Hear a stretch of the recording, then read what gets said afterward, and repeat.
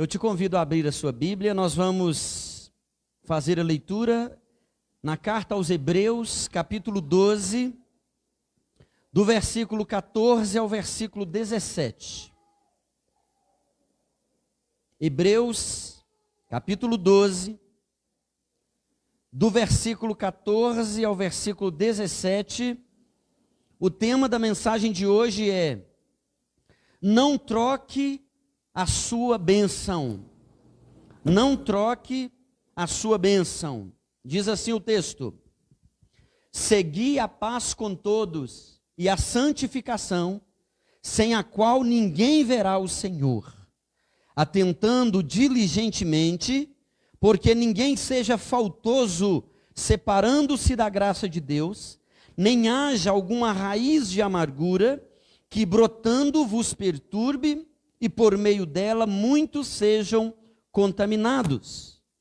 Nem haja algum impuro ou profano, como foi Esaú, o qual por um repasto vendeu o seu direito de primogenitura.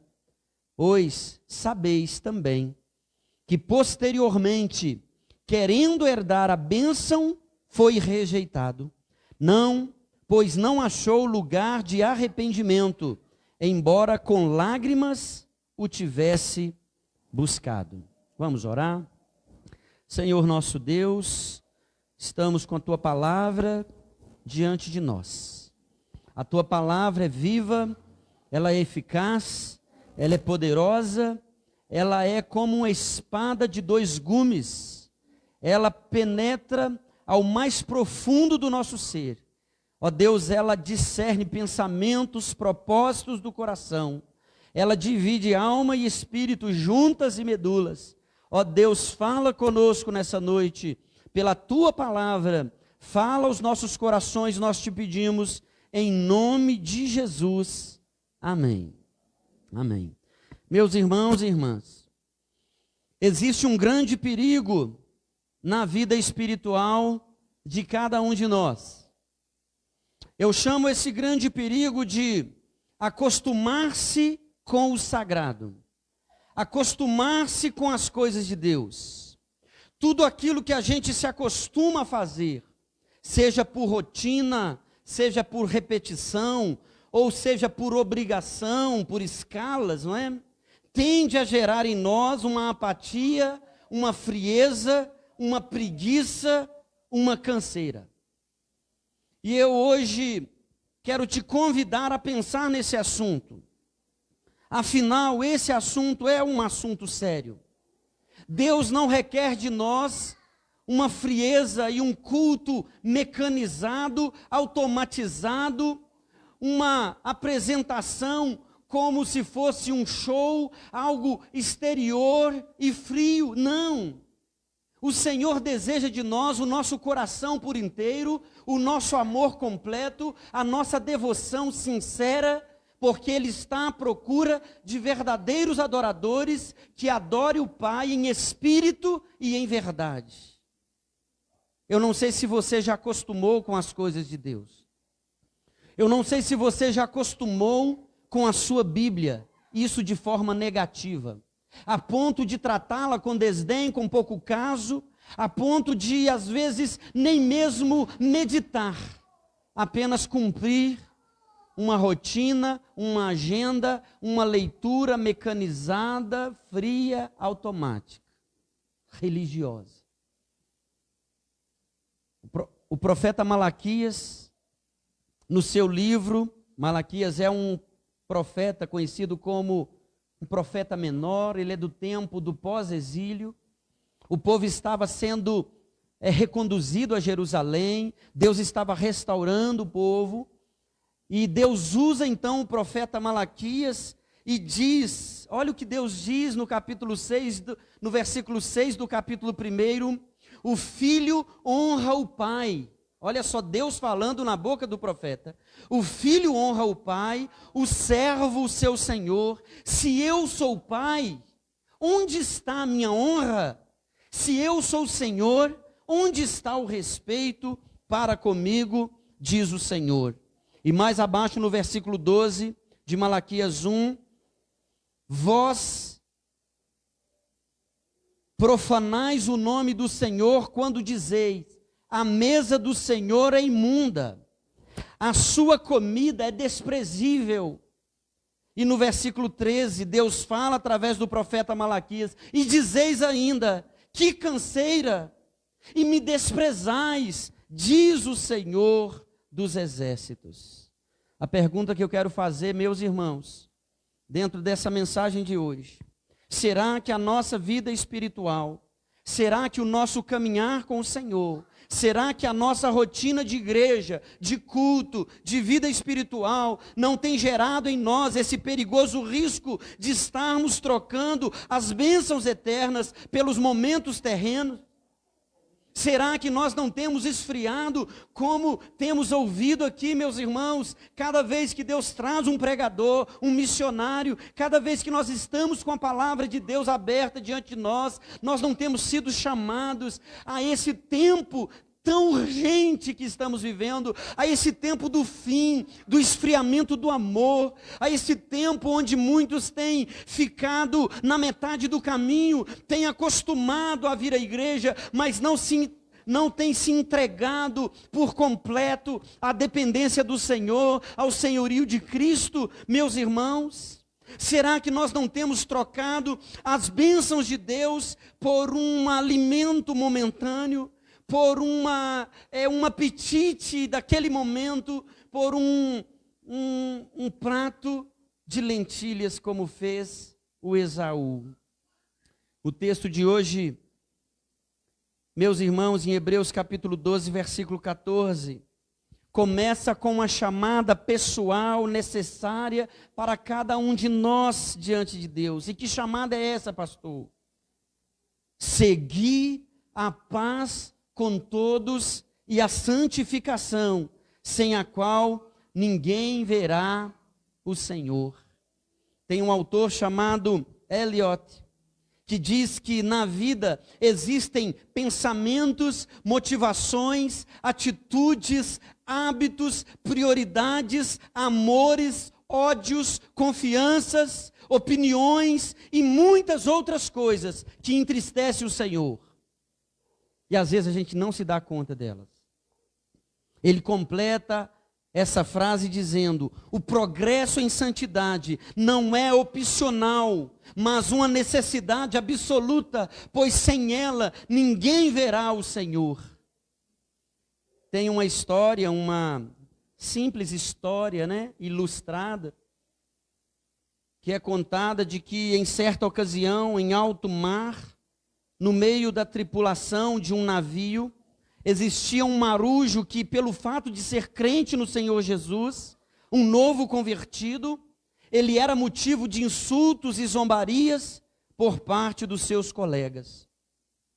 Num belo dia, o capitão do navio, reunindo os marinheiros no convés, pegou uma luneta e de um lado para o outro começou a olhar no horizonte. E ele olhava no horizonte, até que os marinheiros curiosos quiseram saber do que se tratava.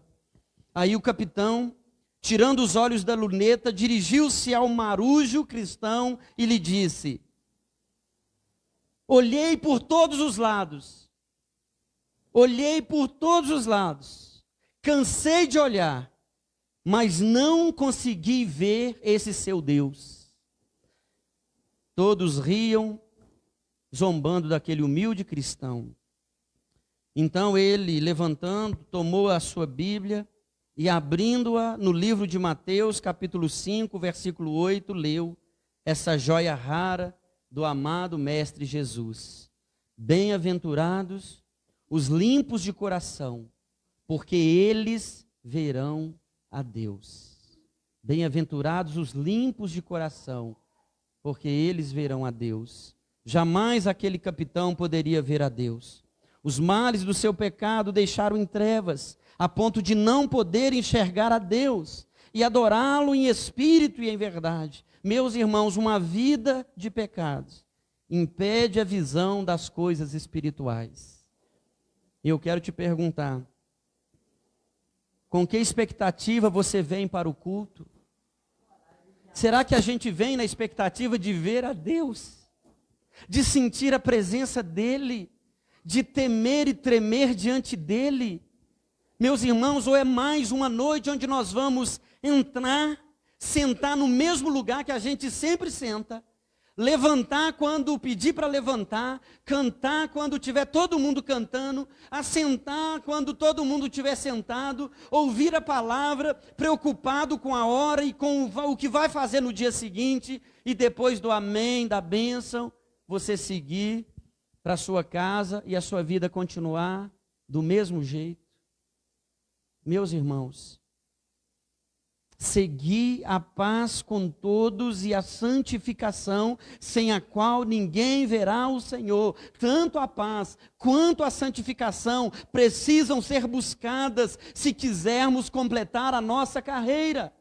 Se quisermos viver de fato uma vida na presença de Deus, sem trocar as coisas de Deus pelas coisas do mundo. Daniel, um jovem hebreu, um jovem de classe alta, de classe nobre, um jovem bem preparado, bem instruído, estava na Babilônia, longe do papai, longe da mamãe, do tio, da avó, da família, e ele pôde desfrutar das benesses daquele reino, daquele palácio, mas ele decidiu firmemente não se contaminar com as finas iguarias do rei. Pelo contrário, ele se alimentou junto com seus amigos de água e de legumes, porque ele sabia que havia algo maior que ele ia experimentar de Deus ali naquele lugar, como um filho amado de Deus. Meus irmãos, nós precisamos pensar nisso. Se quisermos ver a Deus, se quisermos vir para o culto e voltarmos cheios da presença de Deus, meus irmãos, paremos de culpar o ministério de louvor, o pobre pregador que se esforça para trazer a palavra. Paremos de culpar o clima, o calor, o barulho, as crianças, o carro de som, o ventilador. Paremos de culpar o outro, meus irmãos, porque se você não vem preparado para receber de Deus, você não vai receber. Se você passa o seu dia se alimentando na sua carne, entulhando os seus olhos, a sua mente, a sua alma, das coisas desse mundo, que expectativa é essa de ouvir Deus, de ver a Deus, de sentir a presença de Deus, enquanto você canta, enquanto você ora, enquanto você está buscando a Deus? Meus irmãos, nós precisamos buscar a paz com todos, mas a busca da santidade, ela não pode ser sacrificada. Para você ficar bem com o outro, você não pode sacrificar a sua paz, a sua santificação. Não adianta você ficar bem com o seu irmão e você negligenciar ou sacrificar a sua santidade. É interessante que o texto que nós lemos, o autor de Hebreus, ele fala de uma separação perigosa. Ele diz no versículo 15, atentando diligentemente para que ninguém seja faltoso, separando-se da graça de Deus. Olha que separação perigosa, meus irmãos. O que significa um crente separar da graça de Deus? Se não ele agir de si mesmo, no seu braço, na sua força, na sua capacidade, na sua mentalidade pré-firmada. Ele já chega na igreja, ele já sabe tudo o que vai acontecer. Quando pede alguém para orar, ele já sabe o que esse irmão vai orar, quanto tempo aquele irmão vai orar. Não pediu fulano para orar. Ih, vai demorar, ele ora demorado. Ih, vai falar palavra difícil, que ele ora falando palavra difícil. Ih, vai orar baixinho, porque fala baixinho. Às vezes a gente já vem tão ligado nas coisas terrenas que a gente não acessa a presença de Deus. Porque muitas vezes estamos separados da graça. Já imaginou o crente separar-se da graça de Deus e casar-se com a amargura? Separando-se da graça de Deus, nem haja alguma raiz de amargura que brotando vos perturbe por meio dela.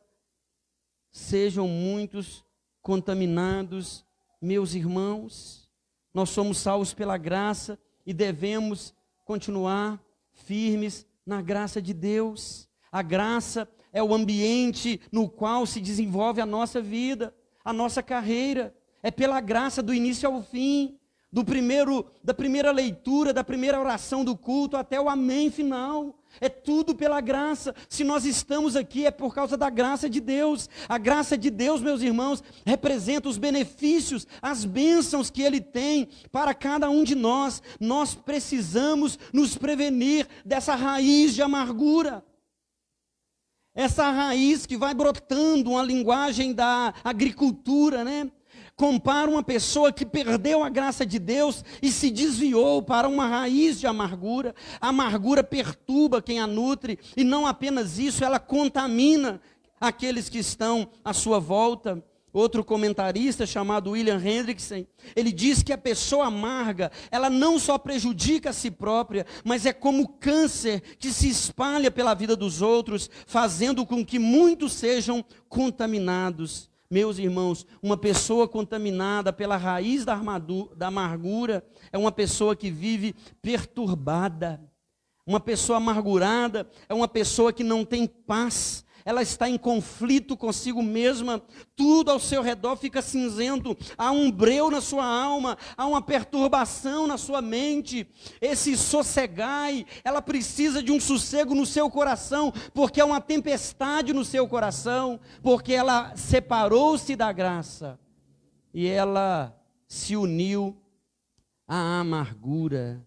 Nós precisamos lembrar, primeiro, viva uma vida buscando a paz com os outros e a santificação diante de Deus. Segundo, não se separe da graça de Deus e case-se com a amargura. E terceiro, meus irmãos, que é o tema da mensagem de hoje, não troque a sua bênção. Interessante também que o exemplo usado aqui no texto é o exemplo de Esaú. Olha o versículo 16 e o versículo 17. Nem haja algum impuro ou profano, como foi Esaú, o qual por um repasto vendeu o seu direito de primogenitura, pois sabeis também que posteriormente, querendo herdar a bênção, foi rejeitado, pois não achou lugar de arrependimento, embora com lágrimas o tivesse buscado. Eu queria que você pensasse numa linha invisível que separa a vida com Deus sincera e pronta de uma vida acostumada com as coisas santas, portanto, que não reconhece mais a graça de Deus. É uma linha invisível, eu quero voltar nisso ao final da mensagem. Mas eu queria que você fosse comigo no primeiro livro, já que citou Esaú. Eu queria te convidar a olhar comigo o texto que narra a vida de Esaú, esse fato na vida dele. Gênesis capítulo 25, versículo 29 em diante. É esse momento onde Esaú está faminto, ele está com fome, e ele então abre mão da bênção. Olha o que diz, Gênesis 25, versículo 29. Tinha Jacó feito um cozinhado, quando esmorecido veio do campo Esaú. Esmorecido, ó, guarda isso aí. E lhe disse: peço-te que me deixes comer um pouco desse cozinhado vermelho, pois estou esmorecido. Daí chamar-se o versículo 32. Estou a ponto de morrer. De que ele, ao qual ele tinha direito, de ser o filho primogênito, ele estava com fome, e ele preferiu encher a sua barriga naquele momento de fome, e abrir mão da bênção gloriosa de ser o filho primeiro do seu pai. Meus irmãos, Esaú desprezou o seu direito de primogenitura, trocando-o por um prato de comida, trocando por um cozinhado de lentilhas e um pedaço de pão. Ele deu mais valor ao seu estômago, à sua fome, do que às realidades e às bênçãos espirituais. Esaú demonstrou total indiferença às promessas espirituais que Deus havia concedido ao seu avô Abraão e ao seu pai Isaque. Ele trocou a sua bênção por um prato de lentilhas. Meus irmãos, jamais podemos abrir mão de nosso direito de primogenitura por causa de um cansaço espiritual. Aquilo que Jesus fez por nós, como nós cantamos hoje aqui, meus irmãos, o preço com que Jesus nos redimiu do pecado e da morte foi alto demais, foi elevado demais, para que pudéssemos abrir mão dessa bênção por uma vantagem terrena ou um alívio de uma situação momentânea exterior. Meus irmãos, hoje pela manhã, o Senhor nos falou, através da nossa irmã Cristina, da devocional, uma palavra sobre Moisés, quando Deus o chamou para ser o libertador do seu povo, que estava cativo no Egito. Meus irmãos, e Moisés, ele é um grande exemplo para todos nós, pois em Hebreus mesmo, capítulo 11, versículo 25, está relatado que Moisés, ele preferiu ser maltratado junto com o povo de Deus, a usufruir os prazeres transitórios do pecado.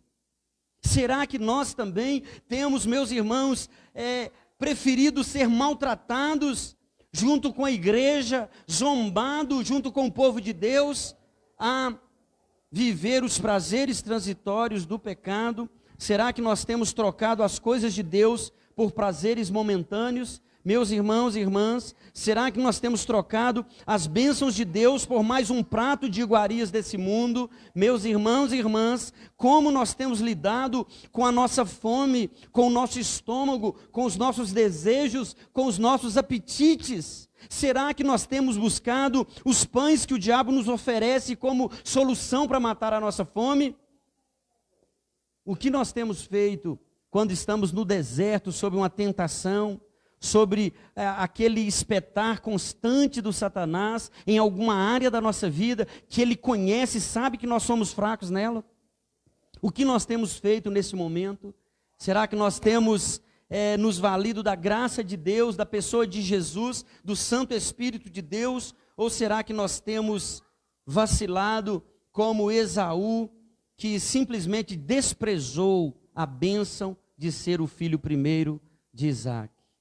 Olha o versículo 17, volta para Hebreus, e veja a força desse versículo, irmãos. Hebreus 12, versículo 17. Pois sabeis também que posteriormente, querendo herdar a bênção, ele foi rejeitado, pois não achou lugar de arrependimento, embora com lágrimas o tivesse buscado. Meus irmãos, é interessante que às vezes a gente pensa assim, mas Deus, ele não vai desprezar o arrependido. É de fato. A mensagem do Evangelho é: arrependei-vos. Arrependei-vos, é chegado o reino de Deus. Arrependei-vos e crede no Evangelho. Como Deus poderia rejeitar um arrependido?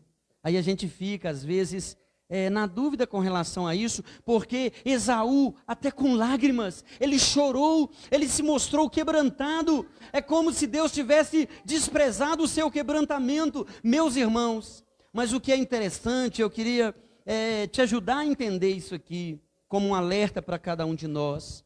A interpretação hebreia ou hebraica, meus irmãos, sobre Esaú, considerava Esaú como um homem do corpo, como um homem sensual, como um homem que não encontra prazeres mais além deste mundo e além das coisas que tocam no seu corpo.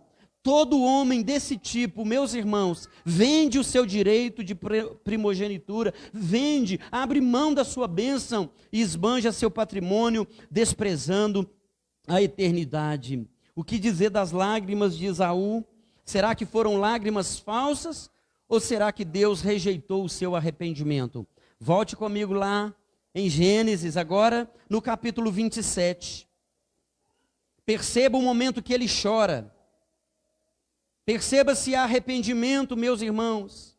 O texto diz que não achou lugar de arrependimento, não tinha lugar de arrependimento, porque ele não buscou arrependimento.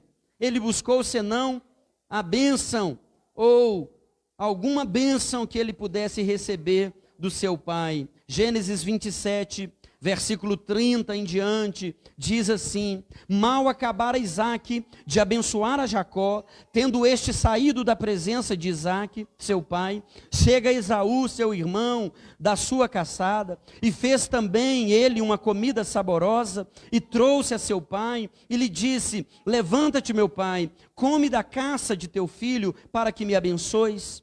Perguntou-lhe Isaque, seu pai: quem és tu? Sou Esaú, teu filho, teu primogênito, respondeu. Então estremeceu Isaque de violenta comoção e disse: quem é, pois, aquele que apanhou a caça e matou-se? Eu comi de tudo antes que viesses. E o abençoou, e ele será abençoado. Como ouvisse Esaú tais palavras de seu pai, bradou com profundo amargor e lhe disse: abençoa-me também a mim, meu pai. Respondeu-lhe o pai: veio teu irmão astuciosamente e tomou a tua bênção. Disse Esaú: não é com razão que se chama ele Jacó, pois já 2 vezes me enganou, tirou-me o direito de primogenitura e agora usurpa a bênção que era minha. Disse ainda: não reservastes, pois, bênção nenhuma para mim? Então respondeu Isaque a Esaú: eis que os constituí em teu senhor e todos os seus irmãos, e lhe dei por servos, de trigo e de mosto o apercebi. Que me será dado fazer-te agora, meu filho? Disse Esaú a seu pai: acaso tem uma única bênção, meu pai? Abençoa-me também a mim, meu pai. E levantando Esaú a voz, chorou. Olha o choro dele. Então lhe respondeu Isaque, seu pai: longe dos lugares férteis da terra será a tua habitação, sem orvalho que cai do alto. Viverás da tua espada e servirás a teu irmão. Quando, porém, te libertardes, sacudirás o seu jugo da tua cerviz. O choro de Esaú, meus irmãos, ele chorou por causa da bênção. Ele queria a bênção e ele não conseguiu. Não foi arrependimento genuíno. Ele culpou seu irmão que o enganou, mas ele não disse ao seu pai: pai, sabe o que aconteceu, pai? Me perdoa. Eu cheguei com fome um dia, e Jacó estava com a comida tão saborosa, e eu desejei aquela comida, e eu abri mão da bênção, pai. A culpa não é de Jacó, a culpa é minha, pai. Não, ele culpou o seu irmão, ele falou mal do seu irmão com seu pai, e ele pediu, insistiu com o pai: me dá uma bênção. Ele não lamentou por ter vendido o seu direito de primogenitura. Ele chorou por não ter conseguido uma bênção do pai. Meus irmãos e irmãs, que palavra de Deus para nós nessa noite, para cada um de nós. Será, porventura, que tendo o privilégio de conhecer ao Senhor por tantos anos da nossa vida, talvez tenhamos crescido na igreja? Quantas vezes nós ouvimos as pregações, as leituras e os louvores, meus irmãos, e isso se tornou tão normal, tão comum, tão cansativo, tão enfadonho, que a gente acabou desprezando a bênção ou escolhendo as coisas mais legais da vida, do mundo, os prazeres da carne. Meus irmãos, quantas pessoas dizem que eu não vivi uma virada na minha vida porque eu sempre estive na igreja. Então, para mim, sempre foi essa vida assim, mais ou menos. Meus irmãos, que privilégio você ter conhecido o Senhor na sua infância, ouvir da boca do seu pai, da sua mãe, as palavras de vida eterna, ver seu pai orando por você, ver sua mãe te aconselhando, te levando desde a infância para a presença do Senhor. Não despreze isso. Não deixe isso por um canto qualquer. Não ache que você teria uma vida melhor se você fizesse como o filho pródigo, saísse por aí, curtindo a vida doidado, pecando a revelia. Não brinque com isso. Eu falei de uma linha invisível. Meus irmãos, a graça de Deus, ela se manifestou salvadora, ela é abundante. Meus irmãos, mas nós conhecemos as profundezas de Deus, as grandezas de Deus, as riquezas de Deus, e nós não podemos deixar de lado esse tesouro valioso em troca de mais uma aventura no mundo virtual, na vida social, nas amizades rebeldes por aí. Nós não podemos negligenciar aquilo que Deus fez por nós e aquilo que Ele nos confiou. Que privilégio é a gente conhecer o Senhor. Que privilégio é a gente ter crescido na escolinha bíblica, ouvindo as histórias, a história da criação, a história de Jesus, as parábolas, as histórias dos reis de Israel, o Mar Vermelho, a libertação do povo, o povo no deserto. Meus irmãos, quantas vezes as professoras até contam para nós que isso é muito próprio à criança, ela vai ouvindo tanto as histórias da Bíblia, que quando chega na salinha, a professora vai contar uma história, ela diz, de novo, Jonas? Eu já conheço essa história, professora. Se a senhora quiser, eu conto ela aqui.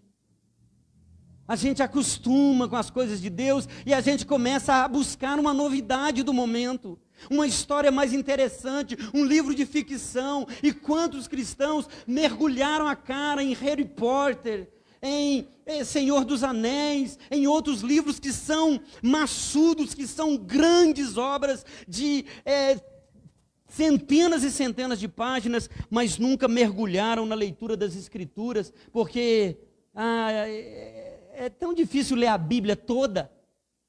Mas ler Harry Potter todo não é difícil, irmão. Ler outros livros todos por aí não é difícil. Por que será que às vezes nós flertamos com o mundo como se o alimento do mundo fosse melhor? Como se as iguarias do mundo fossem satisfazer a nossa fome?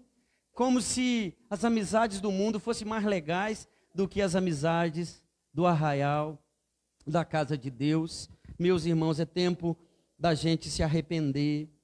O avivamento virá sobre o Brasil, mas, meus irmãos, é necessário que nós, como igreja, vivamos esse arrependimento genuíno, pedir ao Senhor para nos ajudar a retornar para antes dessa linha, essa linha do pouco caso, essa linha do costume, essa linha do julgamento, do preconceito, essa linha de sentar no banco e dizer, se eu tivesse lá, eu cantava melhor, se eu tivesse lá, eu tocava melhor, se eu tivesse lá, eu pregava melhor. Que culto sem graça. Meus irmãos, muitas vezes é o meu coração que está sem graça com as coisas de Deus. E a gente vai culpar o irmão, a gente vai culpar o Jacó. Mas antes de vir para o culto, a gente já vendeu a nossa bênção por um açaí a mais. Vamos falar de açaí? O pastor gosta de açaí? Vamos falar de açaí? Né? Não vou mexer com você, não sei o que você gosta muito. Às vezes você já trocou, quando você vem para o culto, você já trocou, você já vendeu a sua mente e a sua consciência, você só pausou o seu notebook, o seu computador, numa série muito legal, e você não vê a hora de o culto acabar logo, para você voltar e maratonar, porque é feriado prolongado e você não precisa dormir cedo. Então você pode virar à noite vendo mais um filme, ou mais um seriado, ou mais uma série das suas preferidas. Porque você já vendeu a sua bênção por um prato de alimento. Arrependimento genuíno só ocorre quando nossa mente é transformada pela palavra de Deus e o nosso coração é novamente aquecido pelo temor a Deus. Será que quando a gente abre a boca para cantar, a gente fala, olha, Deus está aqui para receber o meu louvor, Deus está aqui para receber a minha oração, a minha confissão? Ou será que quem ora é só aquela pessoa que o dirigente pediu para orar? E a gente fica voando. Não pediu eu mesmo. Quantas vezes vamos fazer uma leitura, só lê o pastor e o dirigente ou o diácono, a gente está viajando, a gente está desligado. Nosso corpo está aqui, mas nossa mente está longe. Meus irmãos, essa linha da graça, não passe por ela. Não acostume com as coisas de Deus, não troque a sua bênção, não abra mão da sua vida com Deus. Quando o calor do pecado queimar no seu coração, lembra dessa palavra. Peça a Deus o recurso dele, a sua graça. Peça a Ele a ação do Espírito Santo para te dar força, para você dizer não para o pecado, para você não sucumbir mais uma vez. E depois, todo constrangido, tentar em choro convencer a Deus. Meus irmãos, um filho não engana o pai quando ele está tentando enrolar. Imagina a gente blefando com lágrimas. Olha, Esaú, mesmo com lágrimas, ele não encontrou a bênção, ele não encontrou o arrependimento, porque ele não buscava o arrependimento, ele buscava uma bênção.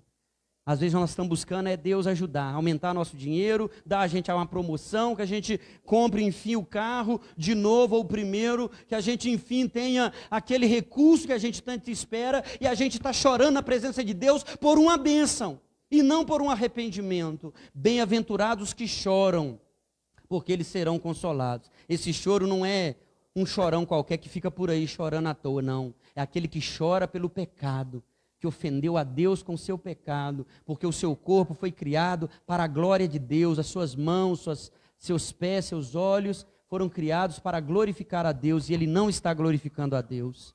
Meus irmãos, eu queria te convidar a fechar os seus olhos para a gente orar. Vamos pedir a Deus que mova o nosso coração para esse lugar onde um dia ardeu essa chama do temor de Deus, da certeza de que Deus está aqui presente. Como disse o nosso irmão hoje, o Senhor está no seu santo templo. Se houver 2 ou 3 ali reunidos, o Senhor está no meio deles. Meus irmãos, como nós vamos nos apresentar diante de Deus? De qualquer maneira? Não, é com santo temor. Os demônios tremem, eles creem e tremem da presença de Deus, e nós achamos, é a casa de papai, eu posso fazer qualquer bagunça que está tudo bem. Não, tome cuidado. Deus é justo juiz, Ele requer de nós santidade, Ele requer de nós vida comprometida. Não troque a sua bênção, não troque a sua bênção, não troque a sua bênção por um prato de comida, ou por uma vitamina de açaí. Ore a Deus, peça a Ele que te ajude.